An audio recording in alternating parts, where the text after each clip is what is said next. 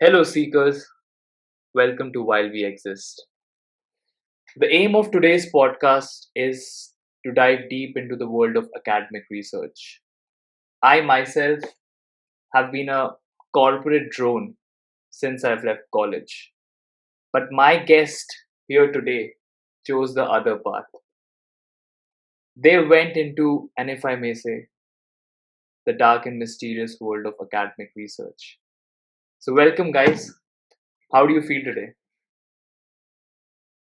Happy to be here. Happy to be here. Coming from a dark and mysterious place. So happy to be back interacting with people in the normal world. Good to know that. Uh, I feel very happy and thank you so much. And I already exist in the normal world. Great. I like that. Yeah, so let's start coming straight to the point. My first question to you guys is what motivated you to pursue academics instead of working in a company after college? What motivated you guys?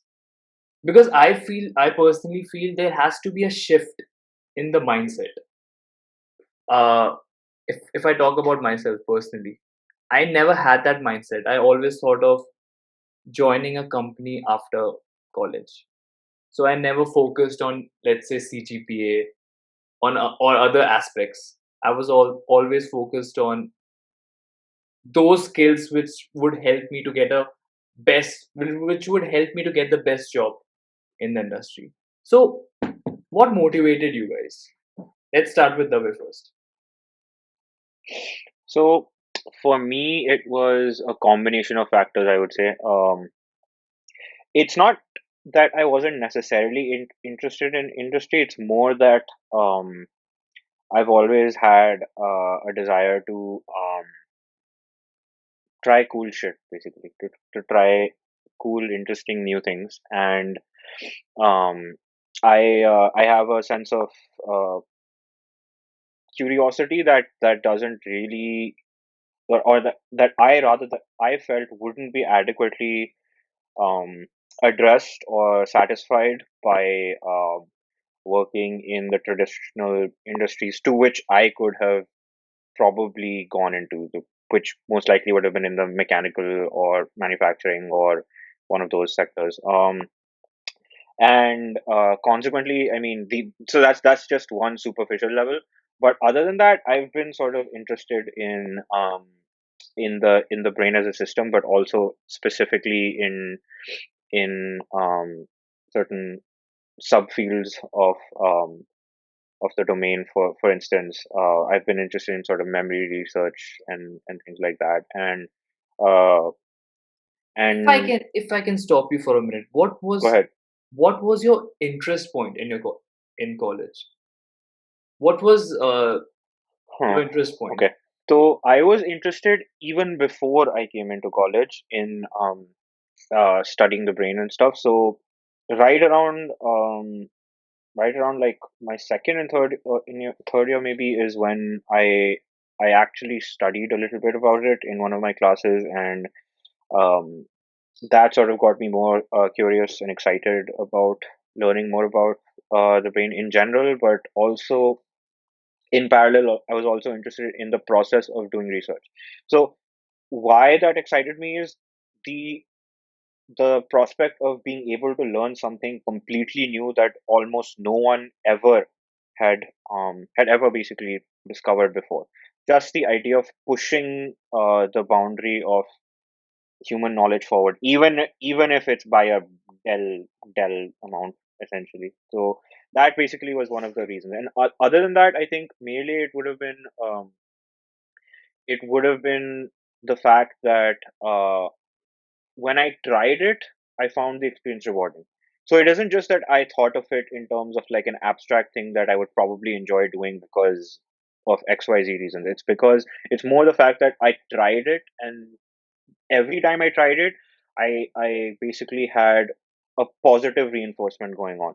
So every time I took on a project in college or something like that, I learned new things about the entire process of doing research, and each of those was useful to me, interesting to me, and on the whole, that also sort of shaped my perspectives on what it is I wanted to do moving forward. And increasingly, I had the sense that this sort of field is what I wanted to explore, and that's sort of why I went into it. That being said, it's not that I wasn't interested in industry. It's just that the things I would have liked to have done in terms of industry would have required me to take still another unconventional path. Like my sense of what I would like to do in terms of industry requires a high degree of creative control over what you're doing, a high degree of basically you have a say, more of a say than most people who start in industry have.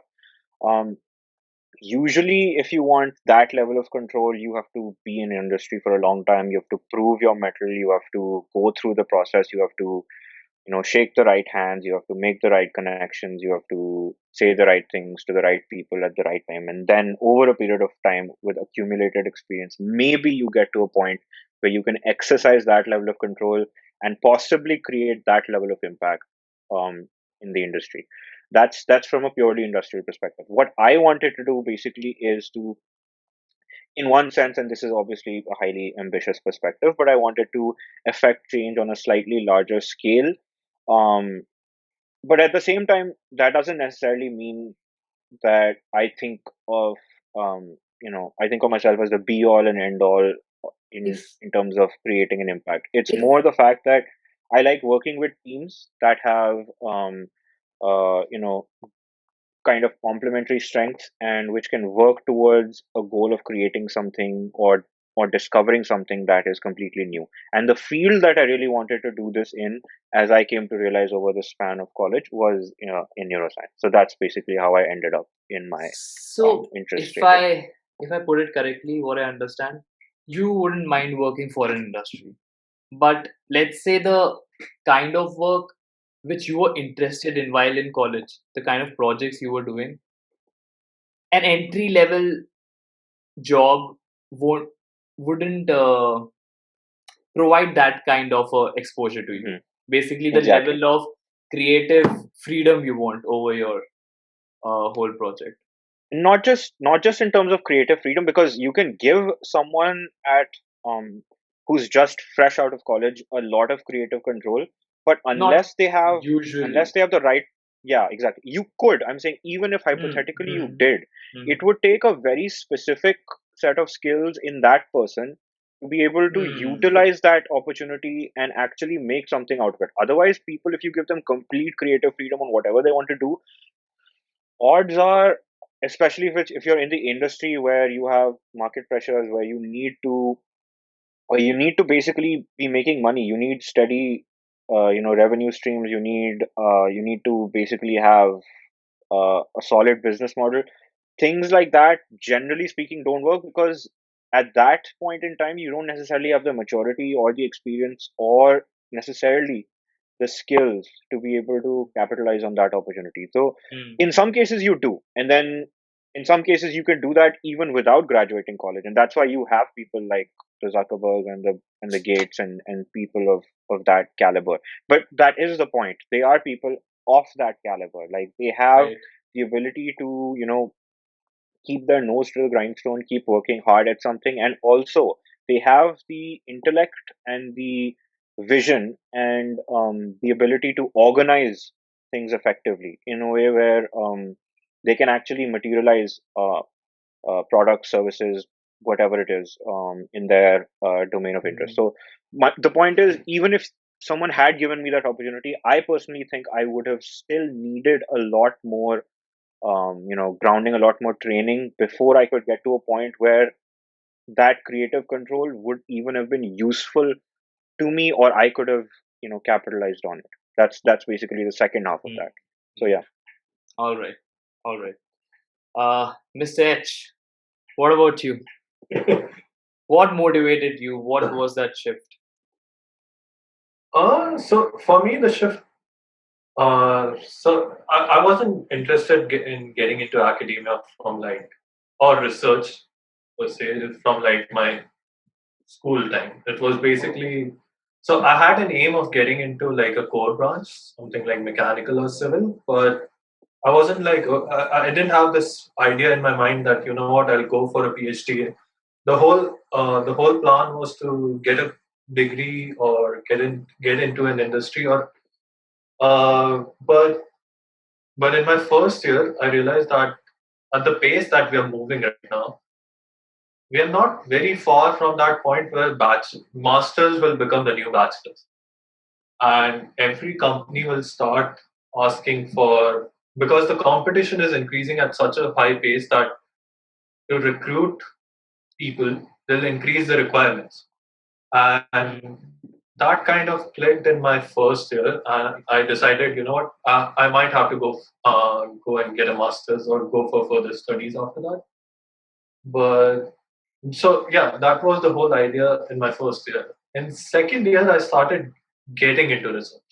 So like I got like two projects in my second year. I started working with some new concepts which I have never heard of. So like at that point, I was working with materials, and because my branch was civil, I was working with concrete, and it so the whole project involved breaking that. So like how do things break in real life? And I realized that okay, this is fun because you are doing something which other people can't, because you're basically dealing with breaking things, and that's what, it's a very stupid reason, but that's what attracted me to research. You know what, I can try doing some things which normal people in their industrial life can't do it. Like if you ask a civil engineer in L&T or a new engine, like a fresher in the company, and you ask him what are you doing, so definitely they'll be working on some projects, some plans, some construction, but they won't be working on something which is like, you know what, how does that thing break or how does that Hmm. structure fail. Your specialization is in breaking things to finding ways. Exactly. Okay. Exactly. So the materials kept changing, but the whole idea still remains the same, because I still work with breaking stuff, and But people still ask me this question. is it about how you can more elegantly break a particular thing, or finding ways to break something which is unbreakable currently? What are you exactly? So so both the things. So basically, it depends on the application of it. So imagine if it's a material if it's a material that's going to be used in an aircraft. Okay. Aircraft can go through certain kind of loading throughout their journey, throughout their service life.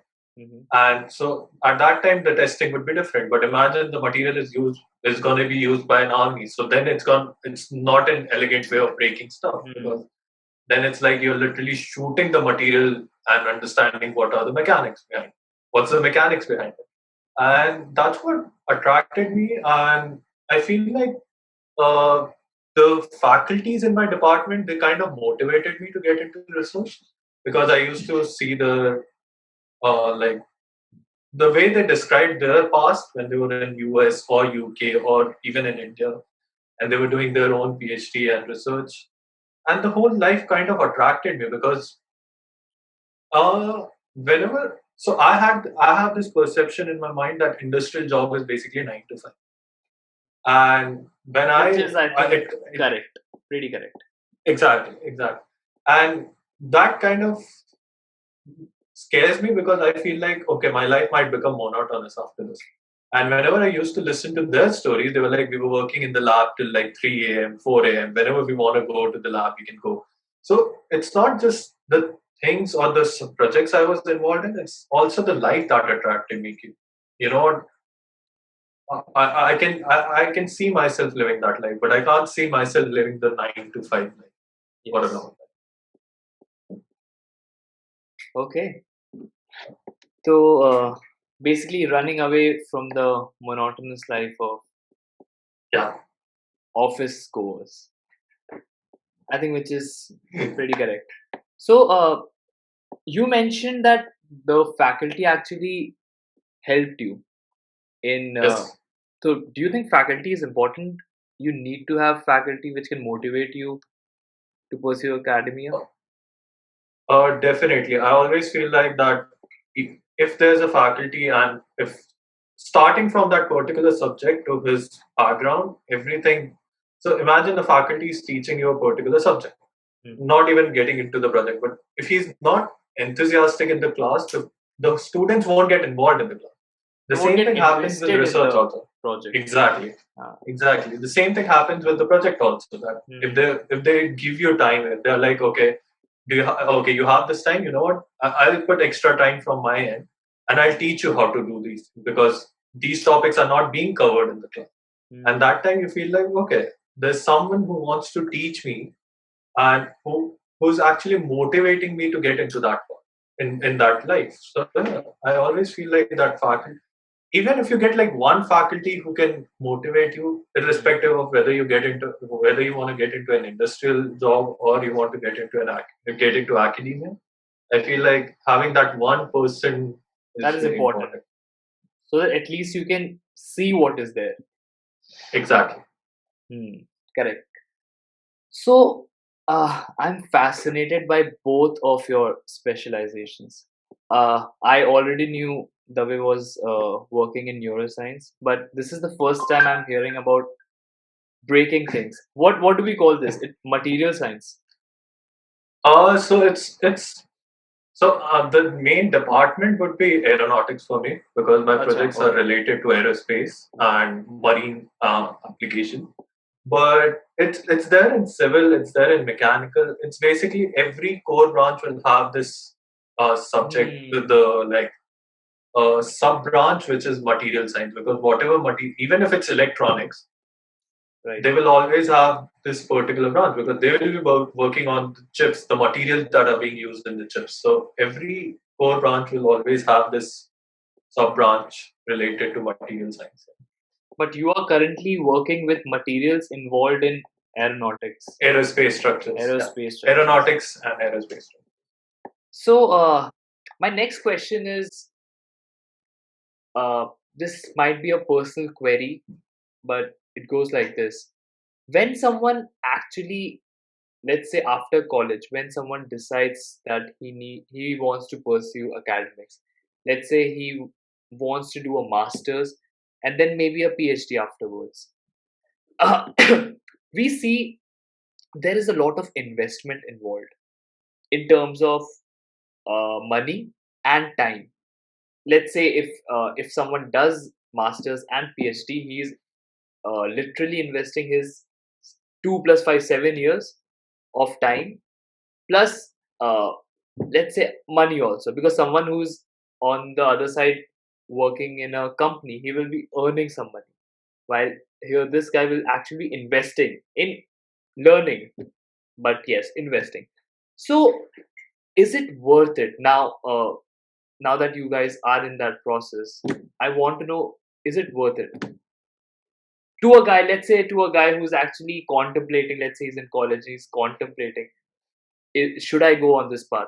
So a question to you guys from his side, is it worth it? Who I'll will let go? Devani field this one first. Okay. All right. um, it depends on a lot of factors. Like first factor I would mention here is the branch. That's definitely a very important factor because I can speak about the core branches, and because the thing is that if you do want to join an industry after completing a bachelor's in civil engineering and or mechanical engineering, Mm-hmm. uh, this is something that every student, every engineering student might have faced in India. That these companies won't offer you a lot of money if you do not have any experience. Because I think the best companies that come to BITS or IITs still offer 5 to 7 lakhs per annum, which is so For yeah. core If you are branches, in if we consider for core mechanical, branches, civil, exactly, right, correct, or chemical. chemical, If I ignore shell for a while, then I'll use this or the whole idea for chemical as well. So if you think that it's a gamble that okay, you might work in an industry for 2 years and you can get to that level where you see yourself earning like around 30 to 40 lakhs per annum. Or you invest in you invest in doing a master's, invest your time and money, and you can get a job in the US or in the United Kingdom, or you can go back and join an industry at a graduate level. But I would say that do not. I personally feel like that the perception of masters has changed nowadays. Earlier, it used to be like I want to gain more knowledge in this area, Okay. and that's why I want to do a masters because I do have friends who have done masters in CS and they joined an industry, and they still say whatever they learned during the masters, they're not necessarily using it in the industry. Oh, So wow. yeah, so that is true for if you want to get into it. That is true for that fact should be considered while you're having that when you want to make that decision. That if you think that doing a masters can provide a jump, it can, it does, but do it when you're actually interested In the subject. gaining more knowledge. Yeah. Exactly. That's why when I said in the beginning that masters will become the new bachelors, the whole idea is based on the fact that people are not going for further studies because they're interested in the subject. It has kind of become a trend that if you want to get into a higher paying job, do a master's and then. But I know a lot of people who have worked in, even I know you as well, who have worked in industry for like 2 years and still get to that position where a master's candidate will get in the future. So yeah, I think it depends on the branch, it depends on your aim, it depends on your plan. But Right. definitely go for a master's if your plan is to get into academia because how you use those 2 years is basically to get into that framework that you know what this is what my PhD is going to be because it's a very long it's not an easy commitment to just say it's not like because you're going to work on something very particular for 4 or 5 years and at the end of your PhD you might not even get successful results. You worked on it for 4 or 5 years and then you realize you were working on the Because wrong. it is very specialized. Exactly. So what masters does is basically create a bridge between bachelor's and a PhD. So it kind of trains your mind to. So when you're doing your masters, you still have that choice that you want to get into an industry. You think that you might not like the research life. You won't appreciate it a lot. So you can still get into an industry, but if you are going in this direction, then yeah, staying on this bridge is very. That's what I feel. Okay. What is your take on that, David? So I agree to a large extent with Mr. H. Uh, I think I think in some senses, if your goal is to end up in one of the R&D in sort of roles, More of a probably the path of research focused roles. yeah, Yeah. uh, the path of least resistance probably is to go towards a research-based master's or something like that. And at the very least, if that is your interest, doing the masters will actually let you figure out um, if you really are interested in it or whether you just like the idea of it, right? Because the two are different. You have one mental image and then there is the actual ground reality. But isn't a gamble? I think you should decide it before you are choosing to go for a master's.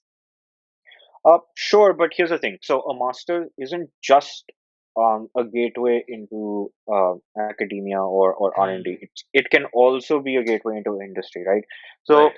I think that a 2 year period of time when your entire focus is on figuring out what your next step is going to be, if you spend 2 years on that, you should, in most cases, be able to figure out what it is that excites you and what it is that you find rewarding and you want to continue pursuing. So in the sense, yes, it's a gatekeeper or a gateway to either of these, but uh, I think that if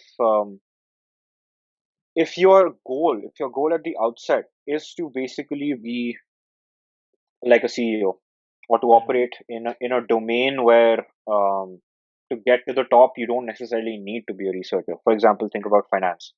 Right. You can get to the basically you can get to the top without necessarily having Any any education, degree. any Yeah, education. Yeah. exactly.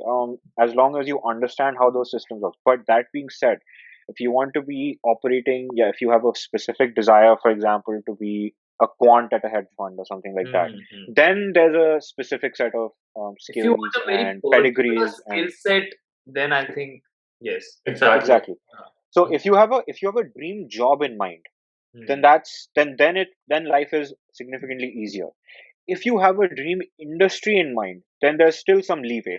But if you don't really know what you want to do at all, then I would argue that exploring things is probably the way to go for you. So you should Yeah. try to first start out in some industry, then maybe go for a master's, experience as many of these contexts as possible before deciding what it is you want to do, which is completely fine. Not everyone has to have their life figured out from day right. one. So, um, like I can even speak for myself. So like in my fourth year of college, basically I had applied for basically a 2+2 MBA program. I won't name names, but I had Mm-hmm. applied for it, and um I actually got in as well.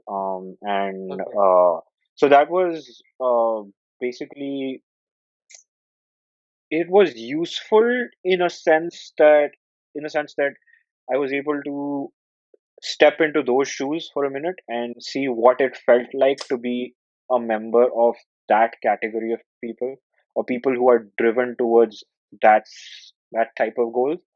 Um, but on the other hand, it also sort of helped me realize that what I really wanted to do didn't necessarily overlap with their core values, and what I really wanted to do needed me to go out on my own journey. So, and that's a good example of how you could safely try to navigate this before you're even out of college. That's one way to go. The other way to go is to actually step into the real world, try to make sense of what you want to do. Try maybe the easiest path would be to get a job, to Mm, to show up every day, try to see what opportunities that workplace offers you, and try to figure out what your own personal goals are. This doesn't have to be I want to work in XYZ sector as you know CEO or whatever. It doesn't have to be role, it doesn't have to be industry. You can start with something as basic as what is it that I like doing in terms of day to day every day. tasks. Yeah. Day to day tasks, what Mm, is it that I enjoy doing? Is it that I enjoy crunching numbers and I just want to be around numbers? I like operating in a field where I have a lot of statistical stuff to do, I have a lot of data to crunch. Then you're sort of shaping yourself into some specific field. You'll find that um, things like maybe data science, things like maybe being a quant, things like maybe to some extent being a software developer, but maybe not. You'll find that certain roles appeal to you more. You'll discover that about yourself by focusing just on what appeals to you day to day. Maybe on the other hand, what you like is interacting with different people and working together on some project and trying to actually meet the goals, meet the expectations, exceed the expectations for a given project. Then you find that basically what you like is the dynamic of working with different people and taking charge, taking a little bit of responsibility, and trying to drive a project forward in one direction. Maybe then what you're looking mm, towards is a more of a not necessarily management, could be something similar where you're essentially what interests you, what excites you is the idea of leadership in a way that that's not isolated leadership but rather leadership in terms of working very closely with a team. On the other hand, maybe you discover that what excites you is something that requires a lot of imagination, a lot of creativity, and you find that at your job what excited you most was when you were asked to deliver you know or try when you were asked to make or design something for them, and then maybe that's the sort of thing you like to pursue. Maybe you like none of these things, and you like all of these things. What I mean by that is you like exploring many things and also going into deep dives into each of those things. Maybe then what you're interested in is consulting, where you can pick a sector and work with a client and go very deep, find out what their issues are, how to address their needs, and you like working with people from different walks of life, any of those I things. think So it's important to it's a explore, personal. experience. Exactly. Then only all these Explore are theories. Exploration is You have to exactly. go in and check it out. See what's So in there for you. there's no one size fits all solution. I think for some people exploration is important. For some people they know from day one what it is they want to do, and they're very driven, very motivated, and they don't really care about the other stuff. Like they have specific goals and they know how to meet those goals, and they will work towards those goals. Not everyone is like that. I would say most people are not like that. It's very nice if you're like that, but most likely you are not like that. And if you're not like that, then there's no harm in exploring. And not only is there no harm, I I would say think there that's are the only only way to go. benefits. You have to I would say explore. there are only benefits to exploring. Mm. Exactly. Otherwise, you'll find that you might be in a job that pays you well, but that leaves you feeling mentally, emotionally, Purposeless. I think drained. purposeless. Yeah, you'll basically find yourself exhausted at the end of the day. You don't really have any energy. Whereas if you're in something you truly are, to use a cliche term, you're truly passionate about, then what you'll find is that even at the end of the day, you still have more energy. You still want to work more. Now, whether you choose to or not, whether you choose to like go all in and go like 20-hour work days like Elon Musk does, or those are personal decisions. I personally do not agree with going that far. At least not for an extended period of time, because as someone who studies the impacts of poor quality of sleep, I can verify that there is Vouch nothing good for at the end of that. There's nothing good at the end of that road. You right. leave your mark on the world, but the world will also leave its mark on you. Let's put it that way. Yes. Um, uh, so yes, I agree that it with what Mr. It said, which is that it's a personal decision and it depends on your own what I think what is personally, yeah. I believe you need a beautiful blend of both these worlds. People who are going for academic Yeah. research, people who are going for, let's say, job, because I think they both serve two different purposes. Let's say a guy who is going for a job, he's mostly implementing ideas, which are already built ideas. But let's say someone who's actually going to research, like you guys did, uh, the work that I'm hearing from you guys is this is pure innovation, creation, trying to find out new ways of doing things. We need that for, if I can say, evolution. What is the next step? We are here. But what is the next step? How can we proceed further? So yeah, we need both of these things together. So I think it's very important, both of them. I Uh, agree, and even to some extent, hmm, I think the barrier between these two is to some extent artificial. Like generally speaking, there's a natural flow. There's a natural progression between them. One thing blends into the other thing, because if you think about it, the the way research is structured is you need, generally speaking, you need grants, you need funding in order to be able to do the research. Now, the funding wouldn't necessarily be driven. Um, you know Basically the funding is in many cases driven by what the upcoming needs are of the future, in terms of what the society needs, in terms of what the country thinks it needs to strengthen, right. in terms of what the upcoming technologies are, and how to focus on them, and then you also have some funds that are set aside for so-called moonshots, which are, Hmm. it may not apparently be useful right now, and yet you might be able to, in a completely unexpected way, you might be able to use it in future, and it might become a revolutionary thing. So think, Right. for example, if you think about um, So if you go back to like World War Two, when Alan Turing and the people at the folks at Bletchley Park in the UK, they were working on code breaking machines Mm. uh, to basically crack the Enigma machines that were Right. used by the Germans, which There's a was movie on that too. exactly, starring Imitation Benedict Game. Cumberbatch.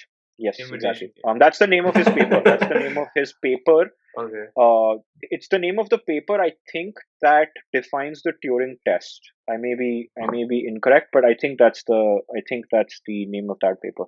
But anyway, the point is, they were trying to solve something, but in the process, they were essentially able to make such intense contributions to the field of cryptography. But even later, if you look at Alan Turing's career, he was able to work on Turing machines and Mm. and essentially the field of theory, right? Right. Theory of computing. So you had advancements in an unexpected way, which started out in some other place. And if you think about it this way, if you look at biology as a field, right? People study very obscure sets of genes in obscure animals like flies Hmm. or some kind of turtle or something or Hmm. fish or something. And fast forward 20 years, 25 years, suddenly the things that they were doing led to contributions that are now leading to some kind of new drug for cancer.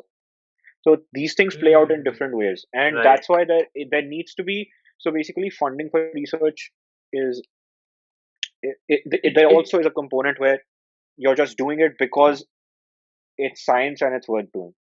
Yeah. So, but that's still, I would say, not the majority of it.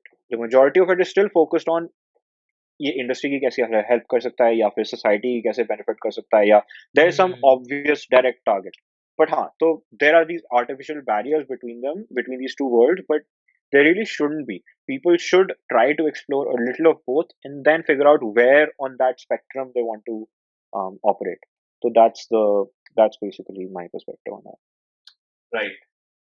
Uh, Thank you, Dave, for your interesting point of view. Uh, my next question will be an attempt to delve deeper into your personal lives. So, the question goes like this. First, what kind of challenges are faced by a person who is doing academic research? So, let me put it this way. Let's say a guy who is working, let's say me. The challenges that I face on a daily basis is, first, the work is very monotonous.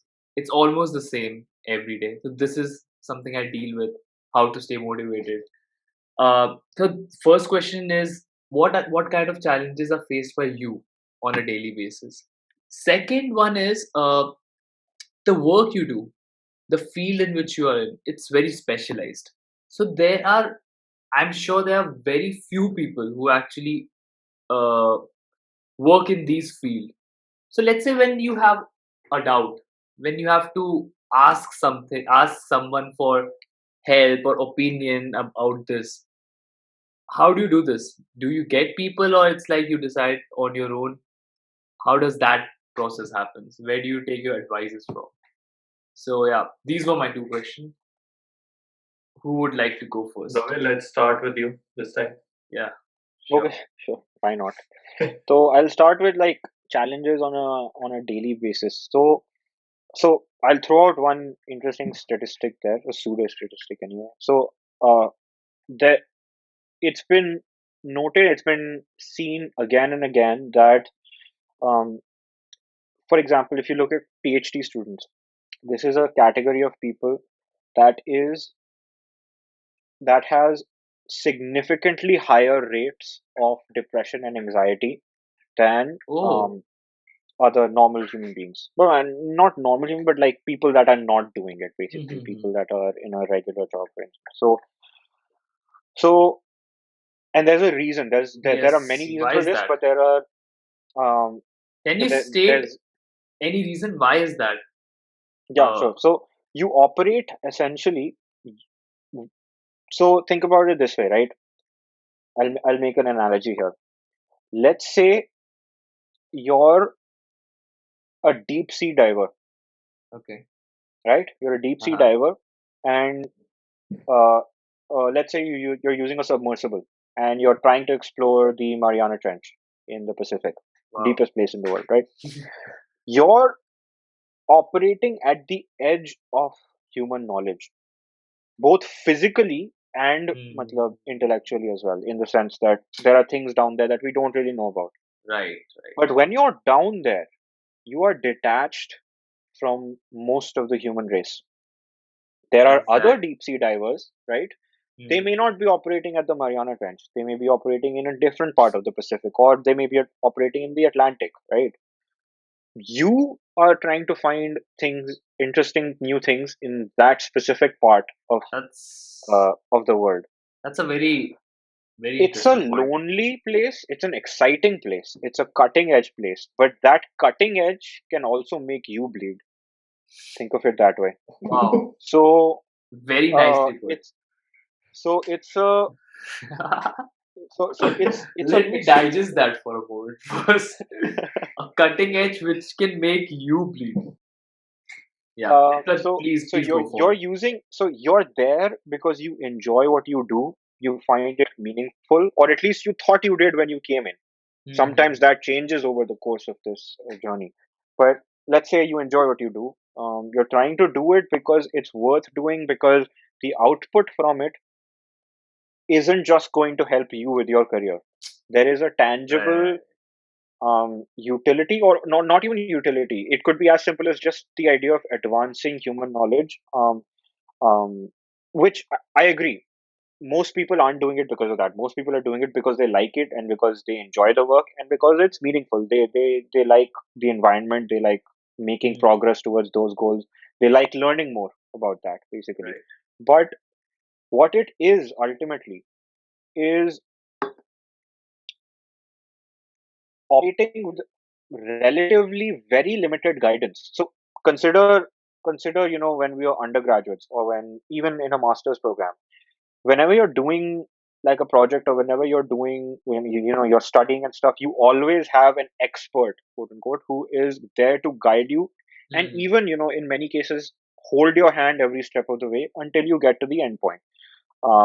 And when you look at independent research, right, which is you're doing an independent research project in a completely new area, you do have some people, you do have your mentors, you do have some other people in the field. You might have lab mates, people in your lab, who Hmm. are fellow students or something like that, fellow researchers, uh, but they're not necessarily operating at exactly your Where you are.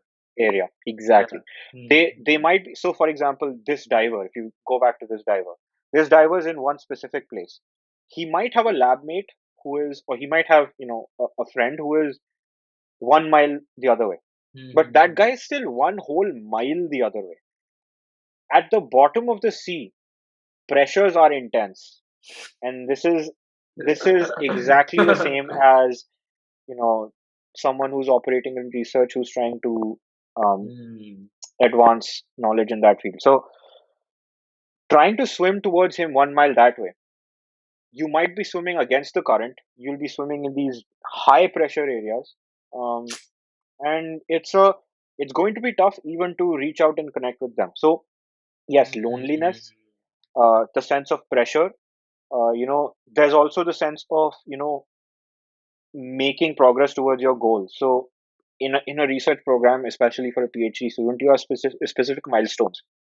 Okay. So if you so you always have that sort of sword hanging over your head, the sword of Damocles, which is that I need to make this goal by this point of time, otherwise there may be negative consequences on my career, Okay. right?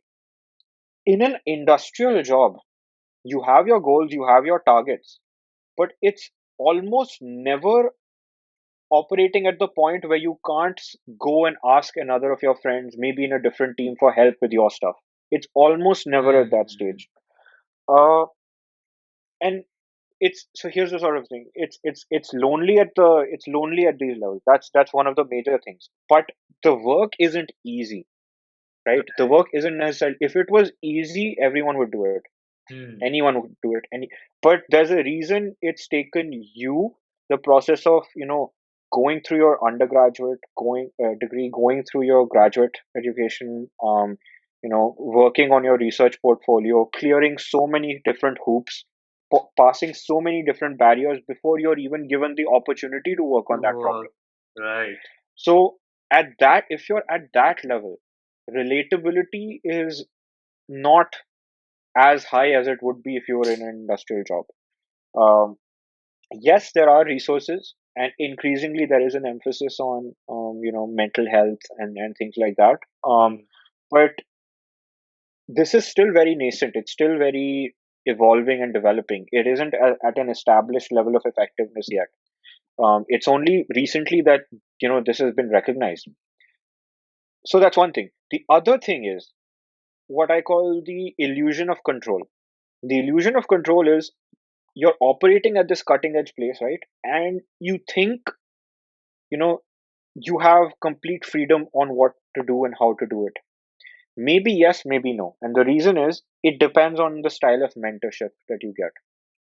Hmm. It also depends on things that may be even outside the realm of mentorship. So it may be that you work with someone who wants to give you freedom, but they have constraints in their funding systems that require you to work on specific things and work on specific tools to do that. So it's what I call the illusion of freedom or the illusion of control. So yes, you do have a lot more control than you would, but do you really? Like, it kind of yes, kind of no. So that's one of the other things. Hmm. And control also operates in a different fashion. In this domain, it's very much still an apprenticeship model. So your success is Hmm. contingent not Okay. only on the success of your mentor, but also your relationship with your mentor, right?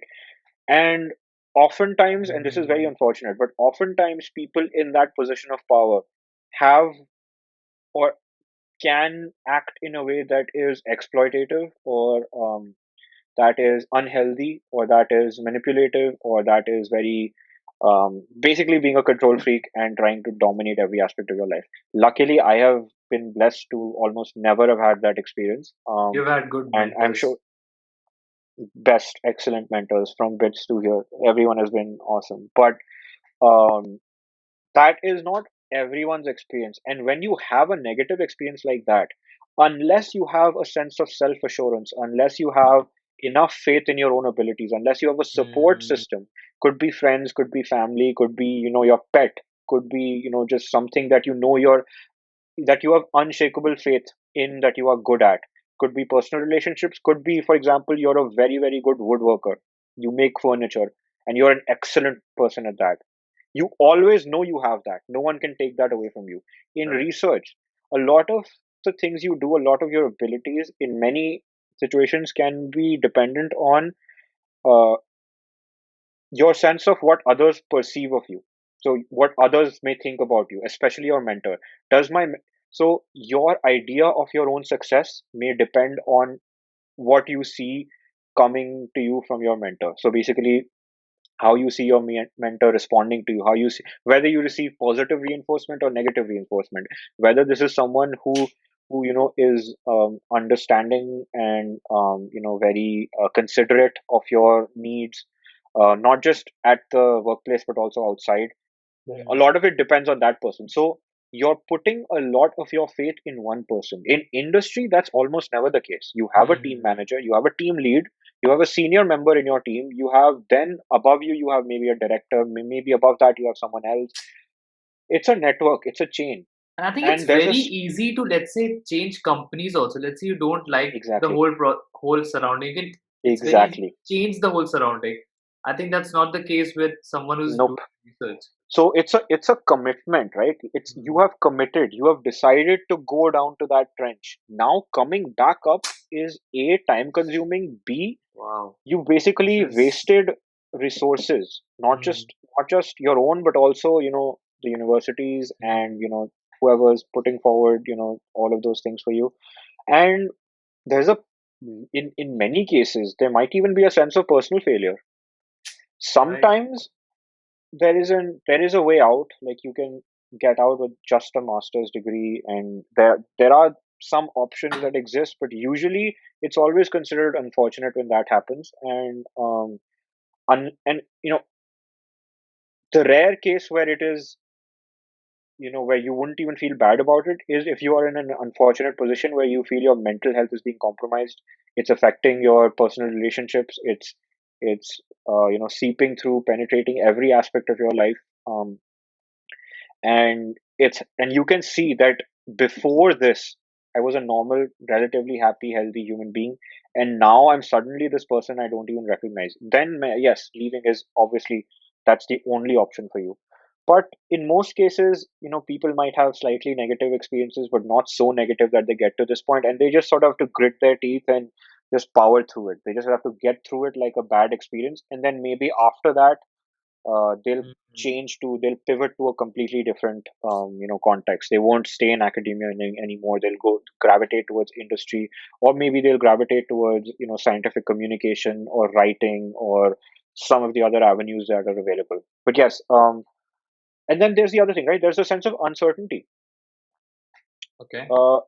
Uncertainty in that you don't really know whether your project is going to succeed. Yes. Right. Right. All you can do is make the effort. All you can do is try to do the things you think are the right things. Try to listen to the advice you get from the people who So are invested research in your projects success. are very open-ended. Open-ended, right? Independent, yes, exactly. It's almost, I Open-ended would say, also. And closest.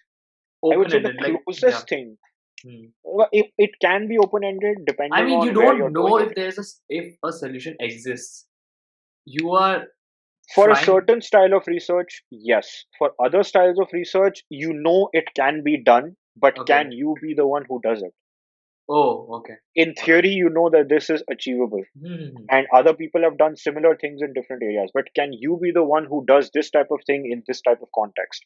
And that's in itself is a big achievement, but it's still an open question, right? But the point is, you don't really know whether you're going to succeed, and you don't have a sense of security. Hmm. You are you're operating in a realm where you have to rely on all the tools at your disposal, and you just have to keep on keeping on, and that's it. And these are some of the things I think that could challenge us. But on a day-to-day basis, the frustrations we feel are likely very similar to the frustrations someone in industry feels. Hmm. Code नहीं चल रहा है बहन, क्या क्या करेगा कोई, नहीं चल रहा हाँ, है तो नहीं चल रहा है. correct, तो correct. uh, But stuff like that. but on a but large scale, it's I what think. that means, right? It's what Hmm. that means. Code क्यों नहीं चल रहा? बिकॉज या तो मेरे को समझ नहीं आया तो भाई आगे की चीजें कैसे समझूंगा? It's that cycle of self doubt. It's the imposter syndrome that can kick in also. All of these can be reasons. In industry, if you think about it, you always have, so your career trajectory, your success doesn't necessarily depend just on one person who is your manager. It can depend on Hmm. your team members. It's there is more of a distribution of There's a um, very uniform power. distribution depending on your skill, on your Exactly, relationships with your teammates, your manager. exactly. It's And the not. company culture Hmm. is always going to have to be. So the thing about company culture is, or corporate culture in general, is there are very strong legal foundations in terms of human resource, management and things like that, that dictate what can and cannot be done. But in a PhD, technically speaking, you're doing high skilled work for, and it's not necessarily uh, the most um, high paying occupation. You do it because it's meaningful, not because it's going to make you rich. Right? That's Right, that's the right. understanding you go in with. So that is the opportunity cost. The Hmm. opportunity cost of doing this is, if you had been in industry, you could have made, let's say, a million, or some arbitrary number. Actually, But we'll come to this point. It was my next question.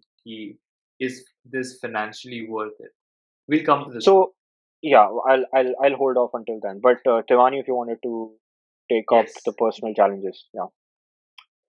Uh, so Dave did mention a few of them, and there are some other challenges that are involved because see, we can always say that if the job doesn't involve 9 to 5 Hmm. or it doesn't involve a particular time frame, then it's not monotonous. But even research can get monotonous. There might be some issues with the funding that you might face, or Hmm. you're working on the same thing for the last 5 months, then it's not.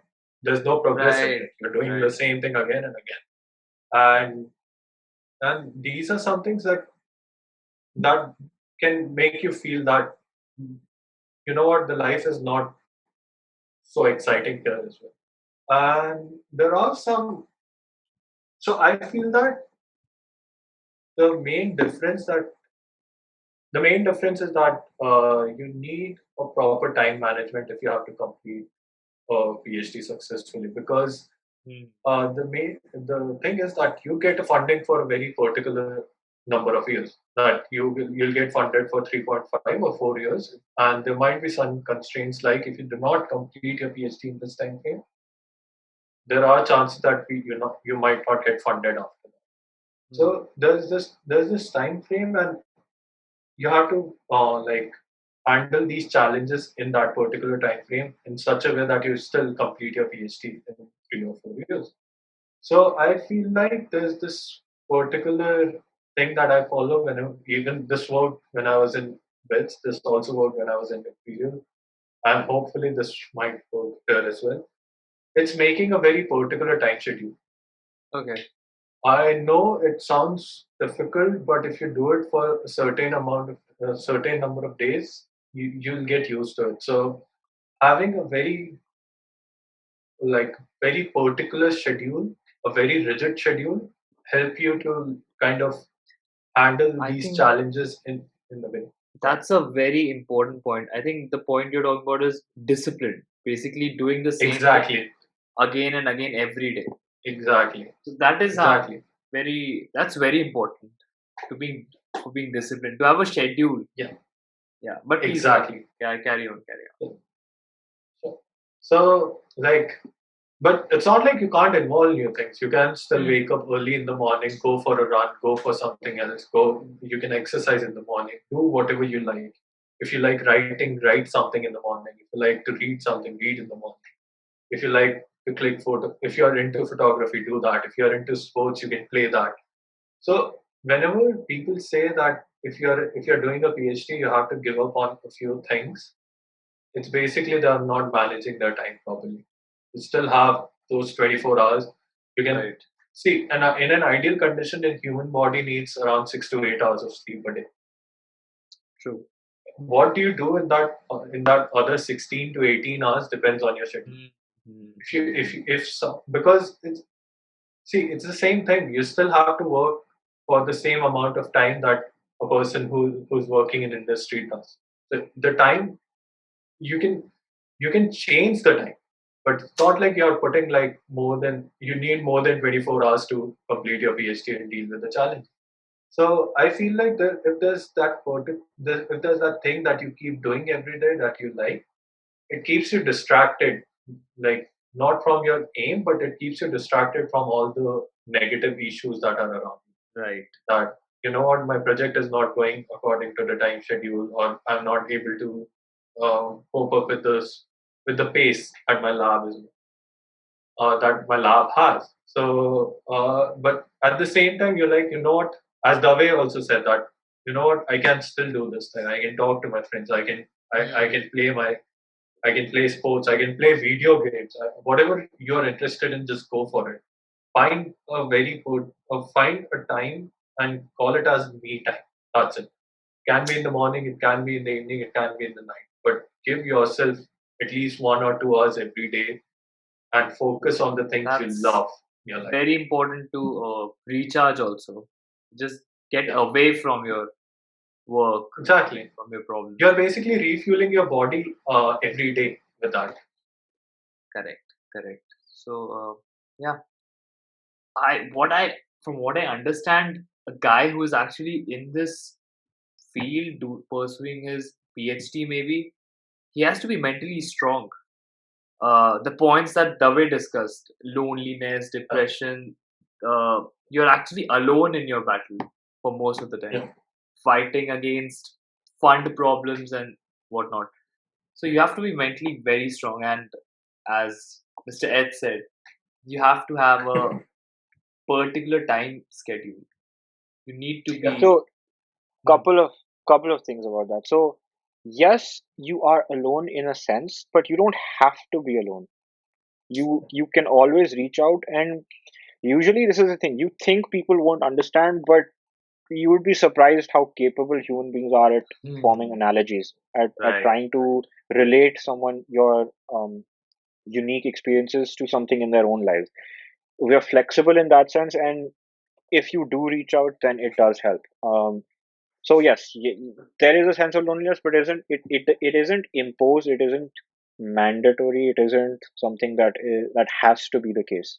It is in certain senses a choice, Okay. and it's a feeling. It's a Hmm. feeling that leads to that decision that हाँ यार मैं तो अकेला ही हूँ इसमें और कोई relate ही नहीं कर पाएगा. But yes and no. I mean, they can't relate to your exact scenario, but people usually have faced enough situations in their life that they can relate to a version of your scenario.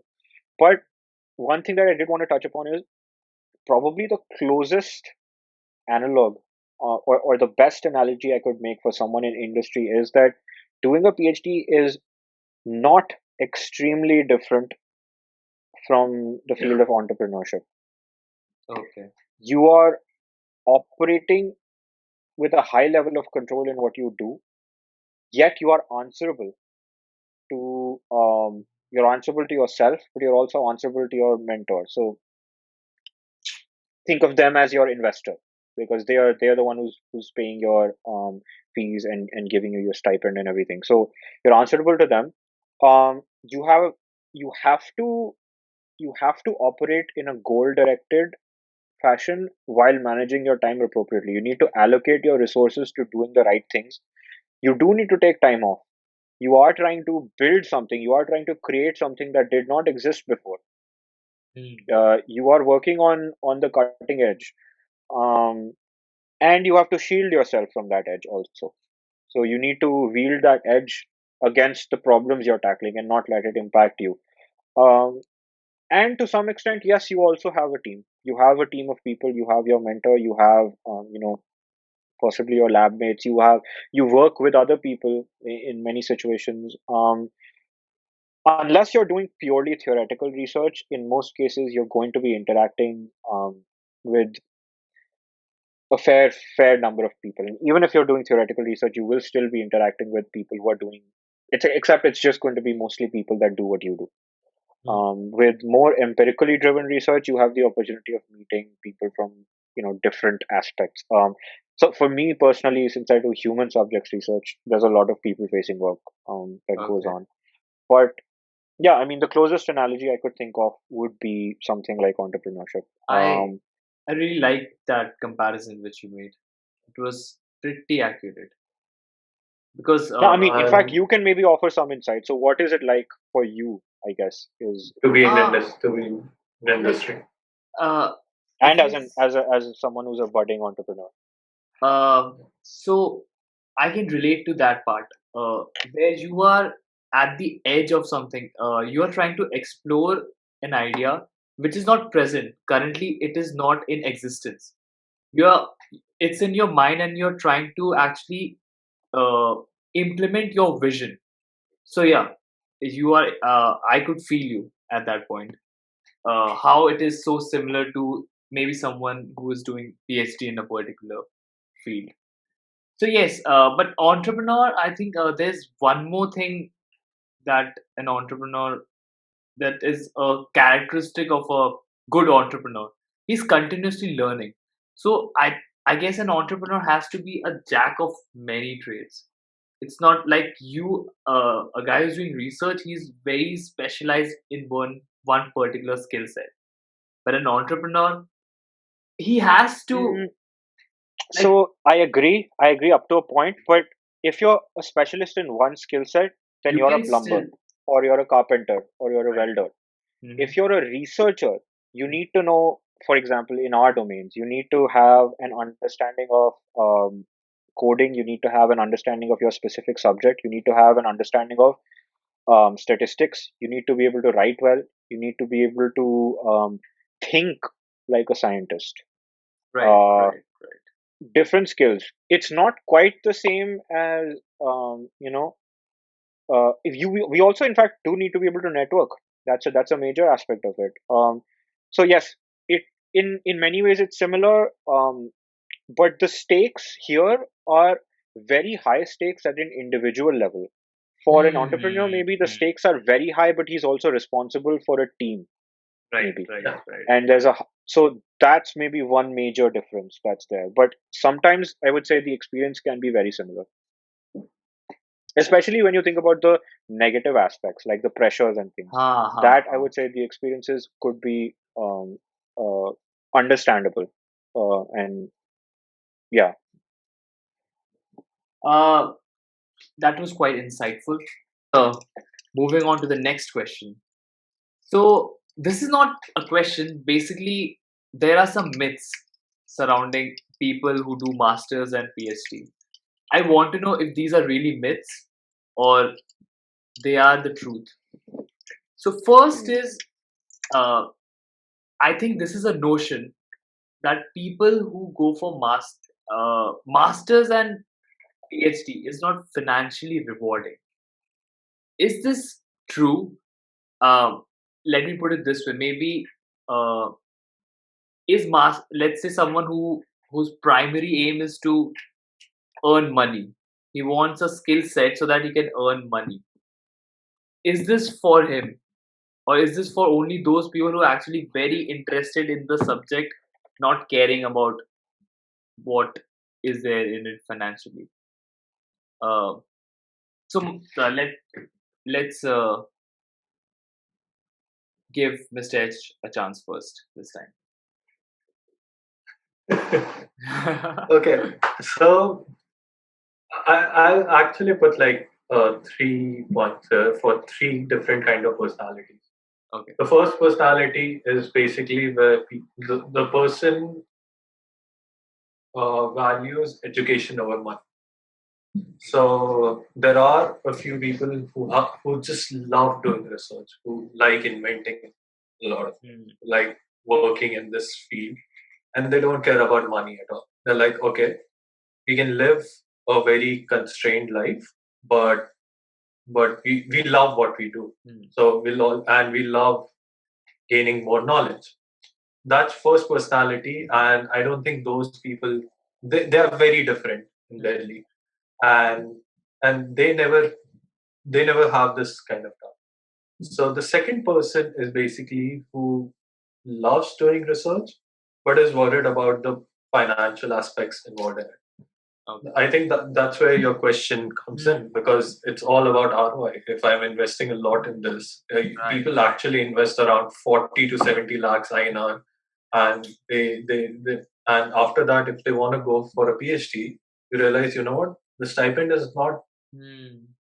like comparable to people who, like, comparable to those Who who are are getting paid in an working industry. somewhere?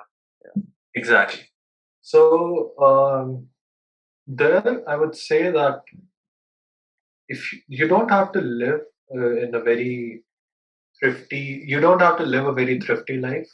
Hmm. But what I can say is you might have to learn how to manage your money Hmm. and how to pay off your loans. At that time, okay, you know what? You have to make this decision that I can't afford a studio or a 1 BHK because I have to pay off my loans. Hmm. So you know what I'll do? I'll just shift to a house. I'll have my own private room. I'll stay there, but I won't. So it's basically dividing your whole pay into 50, 30, and 20. Right. That 50 is for my personal life, 30 is for this, and 20 is for that. So yeah, at that time you have to make some decisions. But if you love doing research, then I would say it's worth it. And because I always made this point that if a person is in industry, the growth might be linear. Hmm. But if you go and do your master's or your PhD, the growth actually becomes exponential after you exponentially. complete your degree. If you have worked hard, Mhm. if you have been honest towards your degree, and if you have been like motivated throughout your journey, the growth is exponential, and there is that particular point where the curves will meet, Right. and that's where you see the difference. So if you have the patience, Hmm. I would say it will definitely pay off one day. Okay. The third personality is basically where people value money over education, where Hmm. people are more. So that's where the point comes where people go for a master's because they think it's a step, Hmm. or like it's a step to achieve that next level or to get more money. What they don't understand is you're going in a very different country. Hmm. So, and you have visa restrictions, you have work restrictions, and then if you do not end up getting a job there It's and a you have to mess. come back to your home country, then the ROI is not that great, because Hmm. then you realize that, you know what, I could have done this by staying in the industry for 2 years and got promoted to that level. It's not like I achieved something very new in this. So I feel like for that third category, the I have a suggestion that if you're not sure and if you think that ROI might not be good or you might not end up getting a job there, yeah, think thoroughly before making your decision. Because, but it's true. If you have the patience, then yeah, it will be rewarding one day. And it's not just financial rewards that you get, right? Because Hmm. it's the sense of achievement also that you get. So if imagine like how, so if someone gets promoted in an industry, that's one kind of achievement. But when you get one more degree, or when you see that, you know what, whatever you did, it might help others on a large scale, that's That's also something else. rewarding in some sense. Yeah. Yeah. Yeah. That 3% example, I think that's a very apt one. I think the third category should not go for an MS degree, because, like you said, let's say if someone has this mindset that I might get a better job when I complete my masters, I think a better way for that person would be to actually join work itself, because you will earn, Yeah.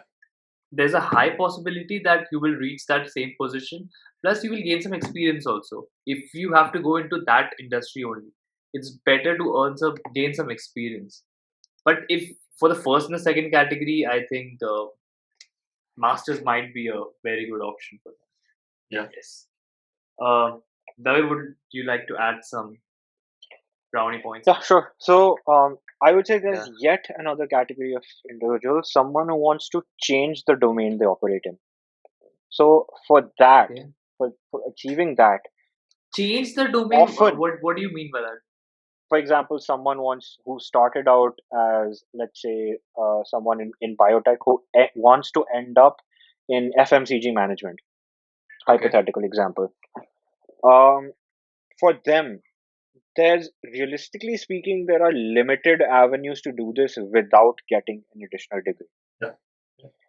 Um, True. and yes, at the end of the day, it is a piece of paper, but it is a piece of paper that demonstrates that you had some degree of competence in certain courses which should reflect your ability to perform a certain type of role in that new industry. So that's it's again, it's the idea of degrees as gatekeepers. Hmm. So for example, an MBA or an MS could be a gatekeeper for someone who wants to enter an industry that realistically, right now, at the present moment, they wouldn't have a shot in necessarily. Um, Increasingly, this may not be the case as much for coding type roles, because as long as you can learn the skills and demonstrate that you have the right set of tools, you can maybe, on like for example, do a lot of competitive coding and stuff. You can try to maybe secure an entry level position, Hmm. maybe not at the top firm, but Hmm. maybe at a mid to high level firm that allows you to gain the experience needed to either transition to a new firm or to understand that yes, you still have a skill gap and you definitely need a master's to overcome that skill gap. So again, this is the idea of exploration, right? Right. Trying to make your own chart your own course. So that's one aspect of it. That's, I would say, that's a fourth category of person. But Yeah. ultimately, whether or not it's the right choice for you depends on two things. How comfortable you are with the idea of deferred gratification and what your risk appetite is. So, Hmm. a, a very Deferred advanced degree, gratification. yeah, a very advanced degree like a PhD Hmm. is high risk, high reward.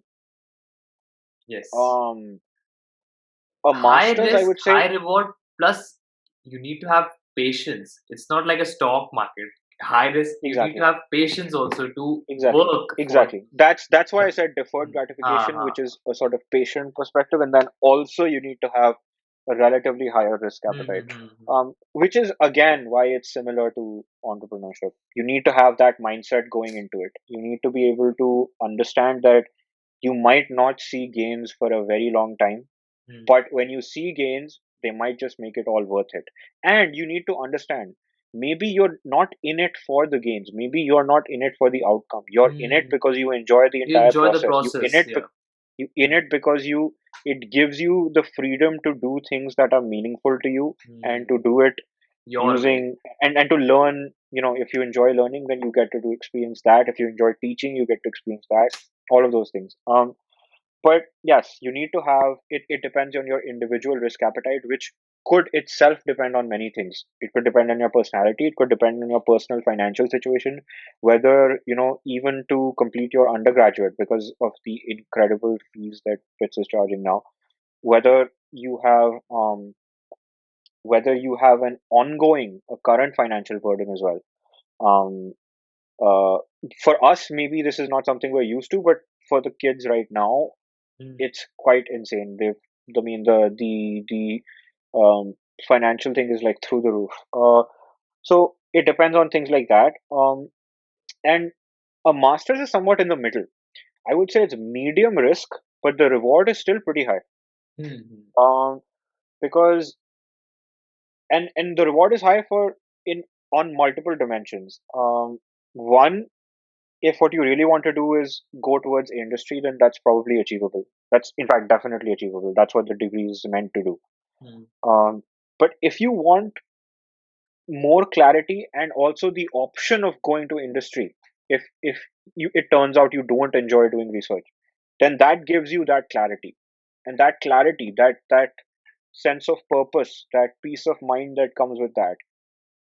I would say it's hard to put a number on it. It's that valuable because Hmm. once you're in that flow state, once you're in that space where you understand what you want from your life, or rather, some of the things you really enjoy in your life and that you want to pursue them, that in itself, that knowledge in itself is valuable. And True.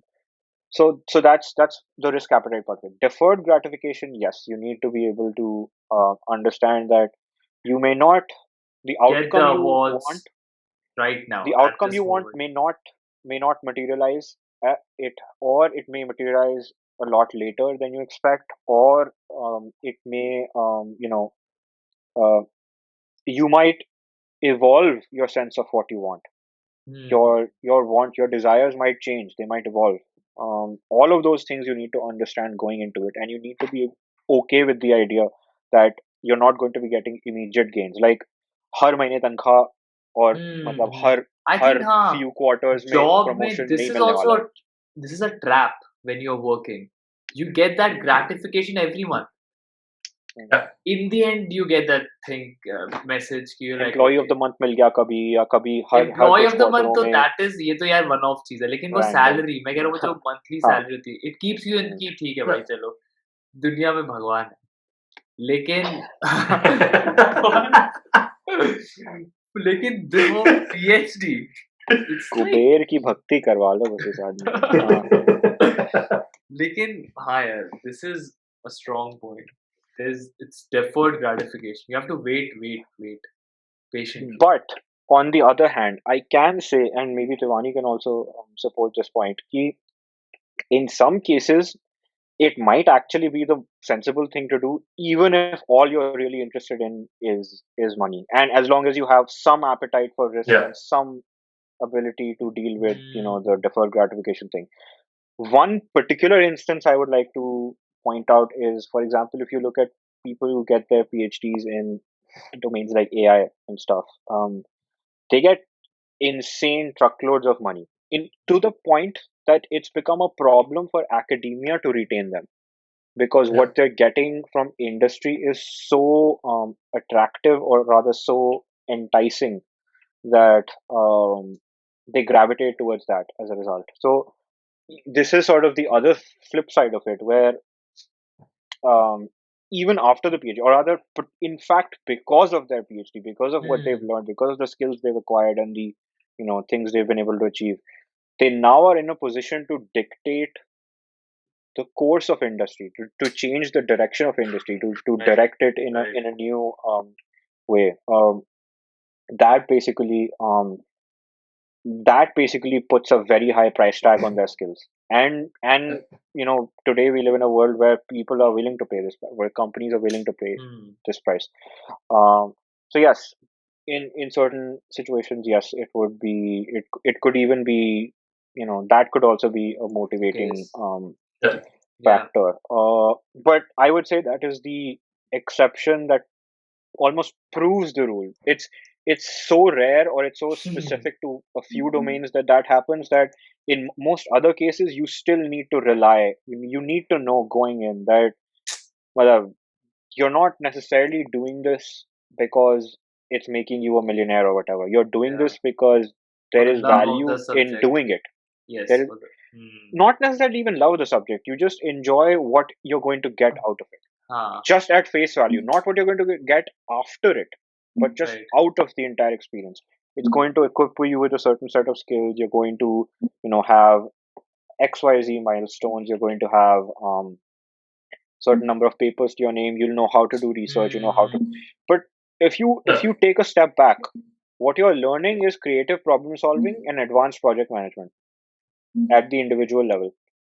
Uh, And if that's how you choose to apply it, you could take it to a different field. You could take it to something like consulting, where these things are essentially the driving force behind it. You could take it to anything else. Now, it depends on how your individual perspective is, what your goals are, and how you want to meet them, basically. Correct. True. Uh, so the next myth, or maybe the truth, I don't know, is CGPA.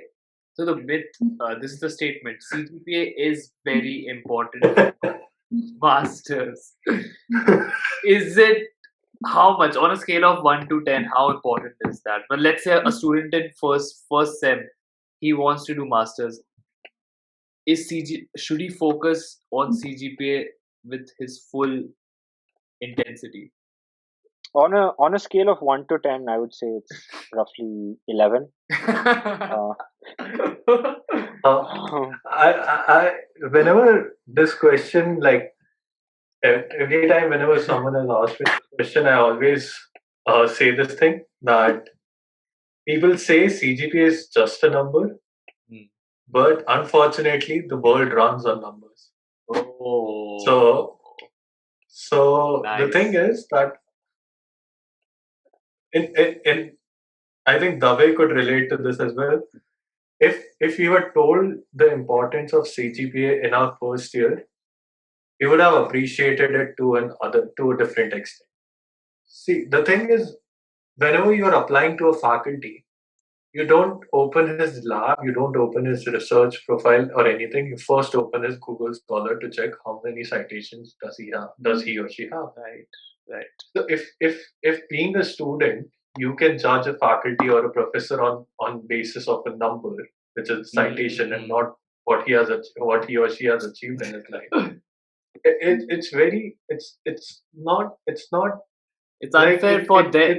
it's in exactly. So Yeah. so if they are doing the same thing to you, Mm. it's not it is fair, and For masters, I would say that CGPA, the importance of CGPA would be around 7 or 7.5 out of 10. Hmm. But if you are applying for a PhD after that, I would say either then it's definitely 11 out of 10. Oh shit. Because or you have to show your competency somehow. You can There are ways to deal with bad CGPA. It's not like if you have screwed up your academics in your undergrad, that doesn't just imply that you're bad at like academics. You can have papers published, you can have more projects, you can have LORs which can like prove that, you know what, even if his CGPA is not that good, but a faculty is appreciating his knowledge. So there has to be something. But when it comes to applications to a university, they can't focus on all the applications to that extent. So I would say that CGPA is important because that basically helps an applicant to cross that barrier. Initial filtering. That is exactly. Yeah. So if your CGPA is not great or decent, you won't cross that initial barrier. So yeah, I'm not very lying important. here, but CGPA is important. It's the harsh truth. The way would you? Yeah. I think you already said it's 11 out of 10. That says Yeah, everything. I'm now Personal debating whether experience. it's 12 out of 10. So yes, it's basically one of the initial barriers. It is an objective marker basically of your ability, not necessarily to not necessarily of your intelligence or anything like that, but more whether you have the discipline to be doing this alongside research. Because anyone who applies to a specialized degree like a PhD, you would expect that they have a certain level of research experience anyway.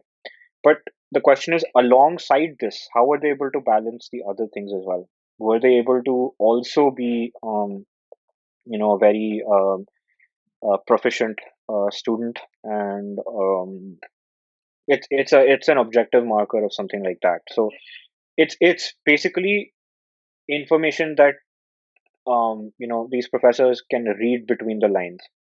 It isn't so much the fact that you have a very high CGPA or anything like that. It's that along with your other factors.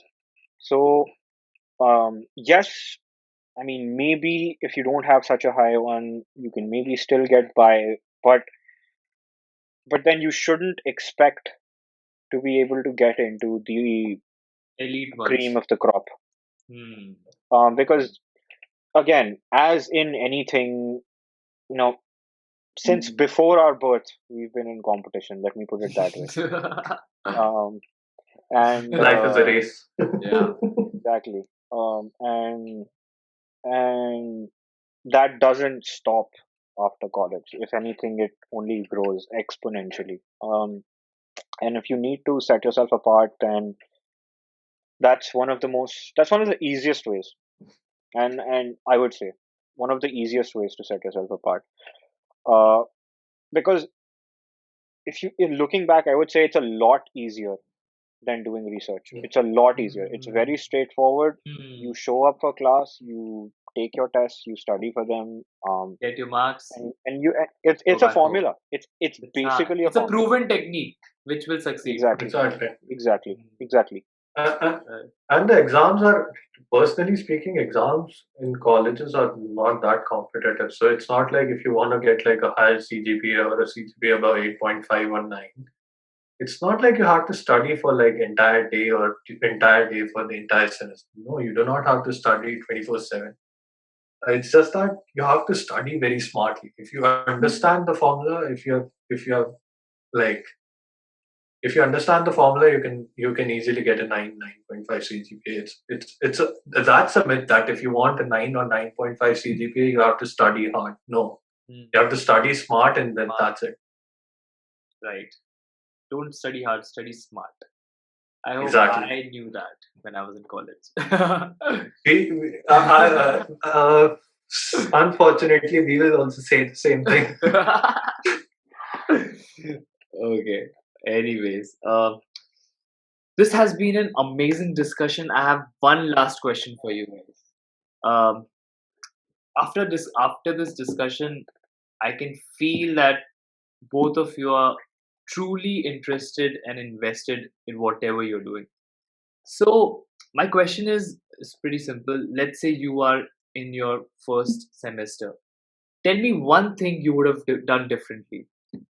I'm not saying choose a different path because I think you're already doing something which you're passionate about. But maybe one thing you would have done differently, which could have helped you more, aided you more. Uh, let's start with Dave. Maybe we know the answer, but let's start with Dave first. I would probably have made different friends because सब हमारी गलती है and that's why I wasn't able to succeed in the first year. नहीं वैसा नहीं है नहीं पढ़ ही लेता है और क्या कर लेता हूँ and not I'm not even saying मैं बहुत ज़्यादा पढ़ता it would only have taken like one Like he extra said, week. study smart. Literally matlab, three. हाँ. I would have studied maybe 3 more days in the semester. How about that? That's an easy barrier to cross, and I would say maybe even 3 more days would have helped. Why not? Or not watching Game of Thrones finale just before the exam. That's true for him. Like, It's also. हाँ भाई. Mm. ठीक But है, yeah, तो I studying would a I would bit probably harder. have. No, not a bit harder. Studying Study. at all. 0 to 1. 0 to 1. Not 1 to 100. 0 to 1. True, true. Anything else you want to add? Mr. H? Yeah, studying a bit, like just taking it a bit seriously and like not waking up at 2 p.m. or something like because it looks cool. Because I Sounds realized cool. that Sounds cool. it sounds cool. It's Yeah. not actually very cool. हाँ. And I think during my second year, I realized that you know what, if you wake up at 6:30, even that's cool in some way. हाँ. Because the That's a number different that kind you of get cool. to say exactly. So yeah, and yeah, like talk to more seniors if you're in undergrad because if you talk to like 2 or 3 seniors and they all tell you that you know what CGPA is just a number, even if you don't read, you'll get like 7.25. That's a lie. If some senior says that you know what, you can study, you can just ignore everything, just do this, do that, and you'll still get 7.2, 7.3. That doesn't work. And so talk to more seniors because you get more better perspective about how CGPA is important. And I think that's what happened in my second year. I started interacting with some seniors who were like proper 9 pointers or 10 pointers, and then I realized, you know what, it's not that difficult to get 9 or 10 because and Right. when I say get more involved in your academics, doesn't mean you just ignore all the Other aspects. the other aspects of it of the college life. No, college I'm life. telling you, join departments, join clubs, do whatever you want. If you want to join like technical clubs, do that. Take positions of responsibility. Even then, you can get a CGPA of 9 and 9.5. It's not that hard. True. Thank you guys. Thank you for giving us a sneak peek, maybe taking us through this world of academic research, what it feels like, how is it to be there. So thank you guys. I hope you enjoyed this discussion. Anything you want to say? You like this discussion? I loved it. And I hope that Dave comes back from his dark life and joins us in the normal life after this discussion. Are you okay? After 3 to 4 years self-experimenting with microwaves, not easy to come back from the shadow realm. I'll pretend that I never heard that statement. Okay, guys, but signing off. Bye bye.